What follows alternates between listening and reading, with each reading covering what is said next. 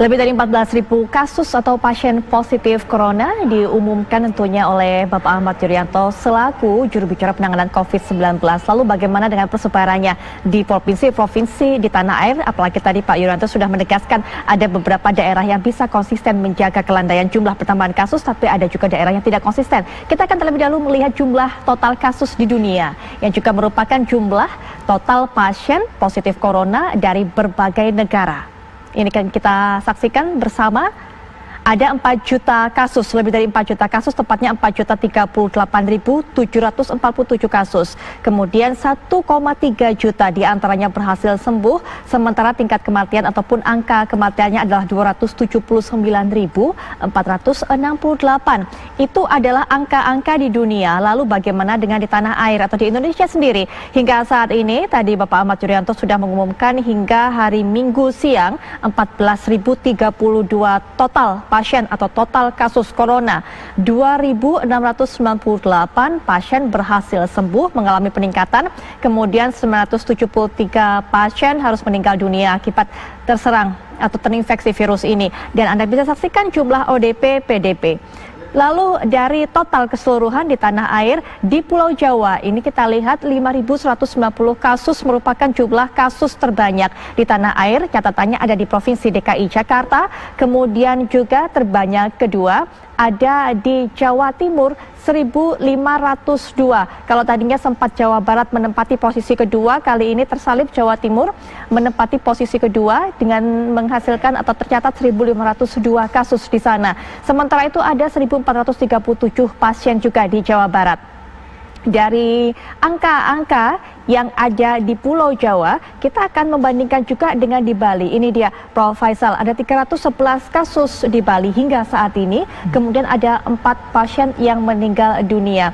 Merupakan angka yang cukup rendah, bisa menekan penyebaran kasus corona. Itu menjadi salah satu hal yang diapresiasi dari pemerintah Provinsi Bali. Nanti kita juga akan coba untuk berbincang-bincang dengan pihak Provinsi Bali untuk bisa mengetahui apa sebenarnya strategi yang diterapkan untuk bisa mencegah semakin banyaknya jumlah korban dan juga jumlah pasien yang terinfeksi. Nah, kita akan lanjutkan kembali ke Prof. Amin. Tadi sempat saya singgung, Prof. Amin, sebelum kita istirahat sejenak, bahwa memang virus ini mengalami mutasi karena dilaporkan yang ada di Wuhan, negara asalnya, dengan virus yang ada di Italia ataupun negara-negara lainnya termasuk di Indonesia, ini memiliki karakter yang berbeda-beda. Di Indonesia hingga saat ini yang sudah beberapa hari bahkan 2 bulan lebih begitu, adakah mungkin karakter baru dan juga keunikan baru dari virus corona yang ada di tanah air ini, Prof. Amin? Dari hasil whole genome sequence yang sudah kami submit ke GIS8, analisis pertama memperlihatkan bahwa virus yang artinya 3 virus pertama yang dilaporkan ke GIS8 itu tidak termasuk dalam 3 kelompok yang sudah ada. Jadi sebelumnya di GIS8 itu dari ribuan whole genome sequence itu dikelompokkan ke kelompok S, G, dan V. Ternyata virus yang dari Indonesia yang 3 pertama tidak masuk di situ, walaupun kemudian yang kemudian dilaporkan oleh mungkin dari Surabaya, dari UNER, itu 1 masuk ke salah satu kelompok tadi. Tapi itu menunjukkan bahwa kemungkinan nanti akan terbentuk satu kelompok baru yang berasal dari Asia Tenggara, ya.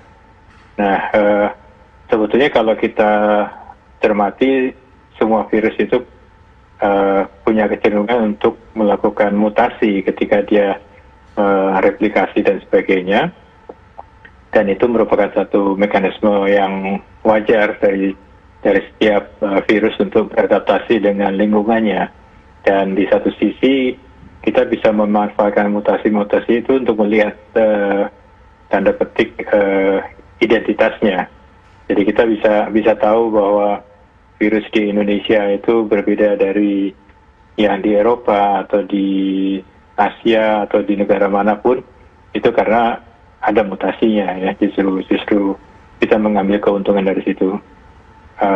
Walaupun di sisi lain barangkali ini juga akan membuat satu tantangan sendiri ketika kita harus mengembangkan diagnostik ataupun vaksin, karena bukan tidak mungkin kemudian virusnya mengadakan perubahan dalam struktur maupun fungsinya. Nah, sampai saat ini masih sangat terbatas hasil analisis yang bisa kami laporkan terkait dengan virus-virus yang sudah kami laporkan whole genome sequence-nya ke GIS8.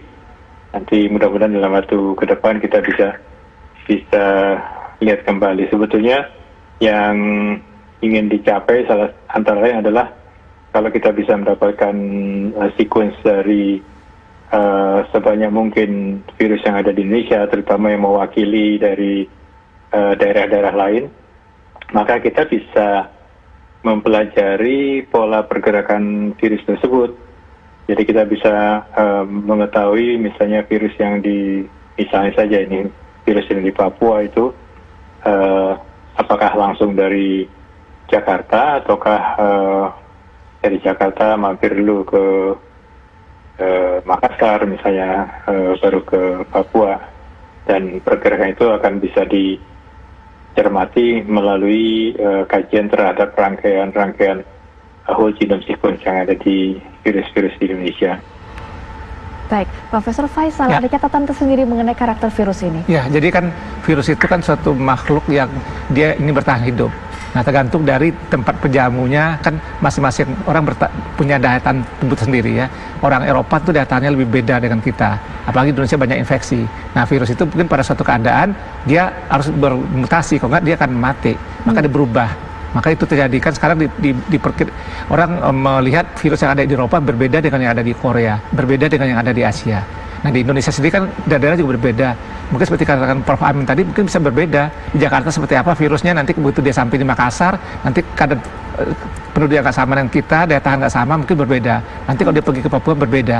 Nanti dengan begitu kita bisa tahu, misalkan nanti diperiksa di Papua bisa berbeda. Jadi kita tahu kira-kira dari mana orang Papua terjangkit. Apakah dia terjangkit betul dari orang Jakarta, orang Makassar, atau mungkin bisa langsung dari orang dari luar begitu. Jadi kita bisa melihat nanti karakteristik virusnya. Dengan begitu kita bisa melihat bagaimana penyebarannya. Karena kan di Indonesia juga keadaan ekonomi sosial juga berbeda ya. Di Papua kayaknya berbeda dengan di Indonesia. Sama-sama di Jakarta atau dengan di Jawa Barat aja mungkin ada perbedaan. Nah, itu yang nanti akan kita lihat.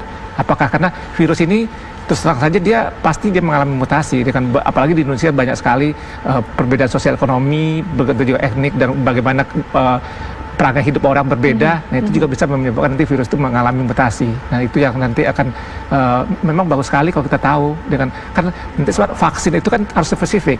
Kalau dia berbeda nanti kita pakai vaksin yang tidak sama, jadi kita juga tidak mendapatkan hasil yang kita inginkan. Baik, yang pasti walaupun memang setiap daerah tadi ataupun setiap negara juga ini virus coronanya memiliki karakter yang berbeda-beda, sudah sewajarnya bagi kita masyarakat untuk bisa menjaga diri dan juga tetap mawas, tidak lengah dan juga menaati pembatasan sosial yang bisa berlaku begitu. Prof, nanti kita akan bahas juga lebih lanjut mengenai hal ini, tapi setelah jeda berikut ini. Apa kabar Indonesia malam akhir pekan akan segera kembali.